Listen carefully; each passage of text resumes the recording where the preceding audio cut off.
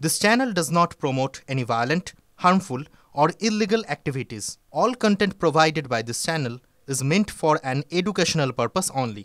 আলু বের হচ্ছে না হিমঘর থেকে। হ্যাঁ, সকাল থেকে যে ছবি দেখতে পাওয়া যাচ্ছে তাতে খাঁখা আরামবাগের হিমঘরের শেড। গতকালও যেখানে আলু বাছাইয়ের চরম ব্যস্ততা ছিল, আজ ছবিটা পুরোপুরি আলাদা। কারণ আপনারা জানেন যে আলু ব্যবসায়ীরা আলু মজুত আলু বের করতে তারা আসেননি। তার কারণ পশ্চিমবঙ্গ রাজ্য প্রগতিশীল আলু ব্যবসায়ী সমিতির ডাকে ধর্মঘট চলছে এবং এই ধর্মঘটের জেরে বাজারে প্রভাব পড়ার আশঙ্কা, খোলা বাজারে বাড়তে পারে আলুর দাম। সেই ছবি আপনাদের দেখাচ্ছি। গতকালের ছবি আপনারা দেখছেন, সেখানে ব্যস্ততা ছিল হিমঘরে, কিন্তু আজ খা খা করছে সেই ছবি।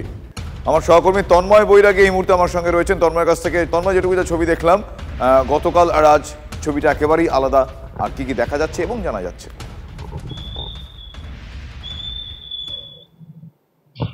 দেখো শুভজিৎ, গতকাল এই হিমঘরেতে কয়েক হাজার প্যাকেট আলুর বাছাই চলছিল, যেখানে ব্যবসায়ীরা আলু বাছাইয়ের জন্য হিমঘর থেকে আলু নামিয়েছিলেন। এই শেডে চলছিল ঝাড়াই বাছাই, কিন্তু আজ আর সেই ব্যস্ততা নেই, হিমঘরে আলু নামেনি। আজ থেকে রাজ্য প্রগতিশীল আলু ব্যবসায়ী সমিতি ধর্মঘট ডেকেছে। তার কারণ তাদের ভিন রাজ্যে আলু রপ্তানি করতে দিতে হবে। ব্যবসায়ীদের দাবি, যদি না ভিন রাজ্যে আলু পাঠায়, যে পরিমাণ আলু আছে তারা কিন্তু ক্ষতিগ্রস্ত হবেন। সেই জন্যে তারা চেয়েছিল সরকারের সঙ্গে আলোচনা করে তারা ভিন রাজ্যে আলু পাঠাবে, কিন্তু সরকার ওই দাবি মেনে নেয়নি। সেই জন্য প্রগতিশীল আলু ব্যবসা সমিতি কিন্তু ধর্মঘট ডেকেছে মঙ্গলবার থেকে অনির্দিষ্টকালের জন্য। ইতিমধ্যে আমরা একটি কোল্ড স্টোরে দাঁড়িয়ে আছি। এখানে দেখতে পাচ্ছি কয়েক হাজার প্যাকেট যে আলুর ঝাড়াই পর্ব চলছিল, বাছাই পর্ব এবং বস্তাবন্দি হচ্ছিল, কোনো কিচ্ছু হচ্ছে না।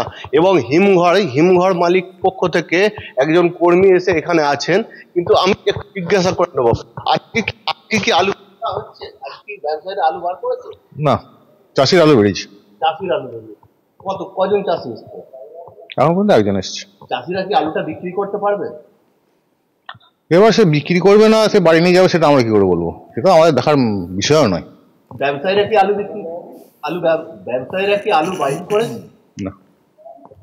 দেখো শুভজিৎ, ব্যবসায়ীরা কেউই আসেনি হিমঘরে, তারা কিন্তু আলুও বার করেনি, সেটা তাই আলু নামেনি। কিন্তু চাষিরা যেই আলুটা হিমঘর থেকে নামিয়েছে তাদের খাবার আলু হিসাবে, কেউ হয়তো 10 বস্তা নামিয়েছে, সেই 5 বস্তা বিক্রি করতো, কিন্তু কোনো ব্যবসায়ী চাষির কাছ থেকেও আলুটা কিনছে না।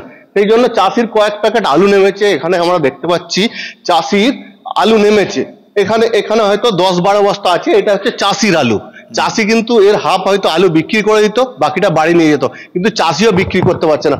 এখানে দেখতে পাচ্ছি চাষির আলু, এই যে আলু নেমেছে হিমঘরের সেট থেকে, চাষির আলু, কিন্তু কোনো ব্যবসাদারই আলু নামেনি, আলু বার করেনি। অন্যদিকে যেহেতু ধর্মঘটের প্রভাব আজ থেকে পড়তে শুরু করেছে বাজারে, গতকাল কিন্তু আলু বেরিয়ে গেছে, কিন্তু আজ থেকে আলু যাচ্ছে না।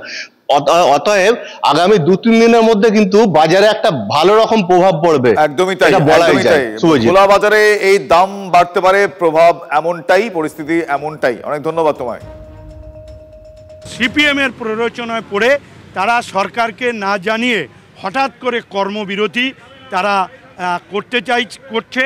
এবং এর আগেও আমরা বলেছিলাম যে আমাদের লিখিত দিন, সরকার আলোচনার জন্য প্রস্তুত রয়েছে সর্বদিক দিয়ে, এবং সরকারের সদিচ্ছা রয়েছে, কিন্তু তারা কোনো কর্ণপাত করেনি।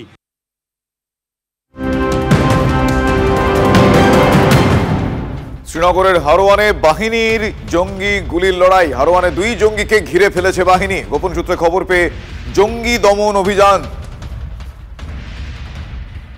শ্রীনগরের হারোয়ানে বাহিনী জঙ্গি গুলির লড়াই, 2 জঙ্গিকে ঘিরে ফেলেছে বাহিনী।